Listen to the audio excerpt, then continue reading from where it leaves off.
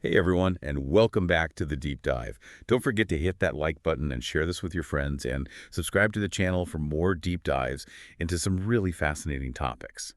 Today, we're going to be exploring this idea of harmonious leadership, and we're going to be looking at some insights from The New Human Revolution, Volume 3, Chapter 1, specifically a section that focuses on westward transmission. Just a quick reminder, the New Human Revolution, or NHR, as we'll call it from now on, is a novel series. It was written by Dr. Daisaku Ikeda, the president of Soka Gakkai International, and he's often called Sensei by SGI members. Yeah, it's important to remember, as we get into this, that the scenarios that we're going to be talking about are fictionalized accounts. They're within the NHR, so they offer really valuable insights into Buddhist principles and leadership.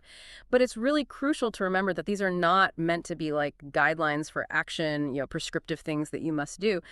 They're really just insights and kind of thought-provoking scenarios. Right. We're really here to extract those insightful nuggets and see how they apply to leadership in a broader sense. So let's jump into the scenario. So imagine yourself in a meeting. Maybe it's a team huddle or a community gathering, and you've got several leaders there who are kind of offering advice. And each suggestion is well-intentioned, but it kind of seems to pull in a different direction. Yeah, that's a situation I think a lot of us can relate to. I mean, we've all been there, where you want to contribute, but this lack of a unified vision, it can be so confusing. How do you decide where to focus your energy? Exactly. And the NHR illustrates this so well. One leader might passionately emphasize dedicating yourself to activities within your organization. Another one might stress the importance of integrating your beliefs into your everyday work life. Right. And then another leader might highlight the value of deepening your knowledge through study, while yet another emphasizes the importance of sharing what you learn with others. Okay, so we have all this great advice, each piece valuable on its own.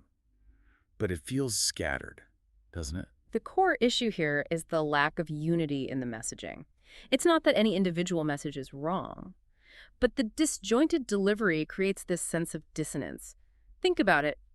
Have you ever felt pulled in too many directions, unsure of which priority should come first? Absolutely. It's like getting ingredients for a delicious meal, but having no recipe.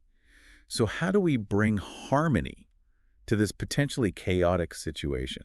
How do we create that sense of clarity and purpose? Well, NHR offers this revised scenario that demonstrates the power of alignment. So let's rewind that meeting. This time, when one leader suggests focusing on study, another builds upon that. By saying something like, yes, and because we study to strengthen our practice, let's also put what we learn into action and share it with others. I see what you mean. It's like they're weaving this tapestry of guidance, where each thread complements the others, creating a unified and inspiring picture. Precisely. Instead of conflicting viewpoints, the leaders are now complementing each other's messages, reinforcing a shared vision. It's really interesting how this subtle shift, from like competition to collaboration, it completely changes how that advice is received. What was once really confusing becomes so clear and motivating. That's so true. It goes from feeling like a to-do list to like an invitation to grow, in a holistic way, instead of like compartmentalizing different aspects of our lives. It's about integrating them seamlessly. And this principle isn't limited to just organizational settings. Think about your personal relationships, your family dynamics, even your own internal dialogue.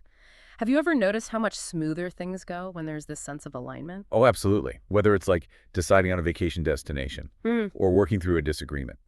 When everyone feels heard and understood, the decision-making process becomes so much more harmonious. But how does this actually like work in practice? What are the mechanisms that make harmonious leadership so effective?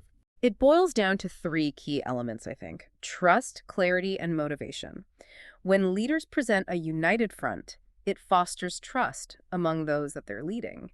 And this clarity, well, it eliminates confusion about priorities. And ultimately, it motivates action by creating this shared sense of purpose. So it's not just about getting everyone to agree on the what, but also on the why and the how. Precisely. Harmonious leadership is about creating a framework where everyone feels empowered to contribute their unique talents and perspectives while working towards a common goal. This reminds me of the concept of westward transmission in the NHR. It's not about like imposing this rigid set of beliefs, but about adapting Buddhist principles to different cultures and contexts. That's a great connection. And that spirit of adaptation requires harmonious leadership. It's about finding that common ground, building bridges, creating this unity that transcends differences. So how can we as listeners start applying these insights? Maybe we're not in formal leadership roles, But we all navigate different perspectives in our daily lives. That's a fantastic question, and that's where the real power of this concept lies. It's not just for, CEOs or politicians, it's for everyone. Okay, so let's break down some key takeaways here. What are the practical steps we can take to cultivate more harmonious leadership in our own spheres of influence? The first takeaway is that unity amplifies impact.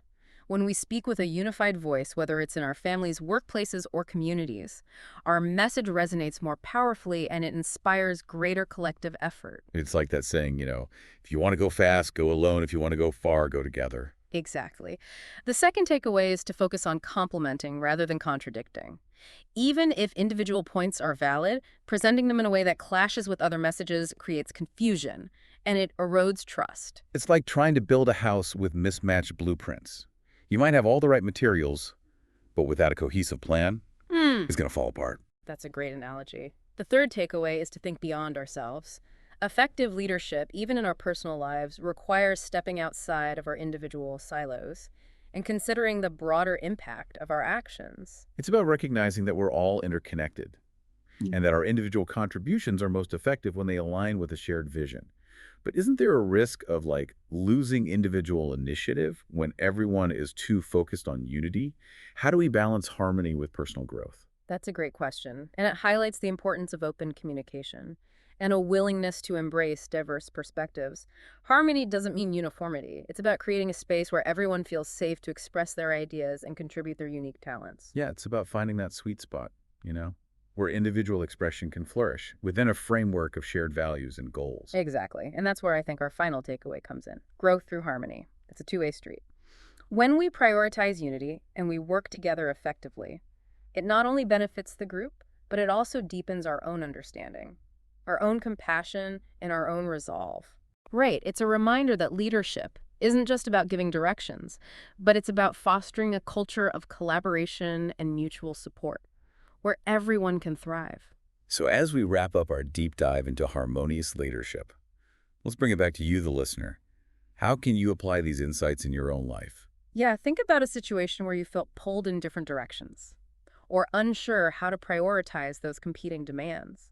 How could the principles we've discussed, unity, complementarity thinking, beyond yourself, how could they help you navigate that situation more effectively? Imagine approaching those challenges, not with a sense of overwhelm, but with a focus on building bridges, finding common ground, and creating a more harmonious path forward. And remember, this isn't just about big decisions or formal leadership roles. It's about those small, everyday choices we make in how we interact with others. That's the real challenge and the real opportunity. And it all starts with awareness, recognizing the power of harmonious leadership and choosing to embody its principles in our daily lives. So the next time you find yourself amidst this symphony of different perspectives, take a deep breath. Remember the power of unity and strive to create harmony both within yourself and in your interactions with others. And that's a wrap on our deep dive into harmonious leadership.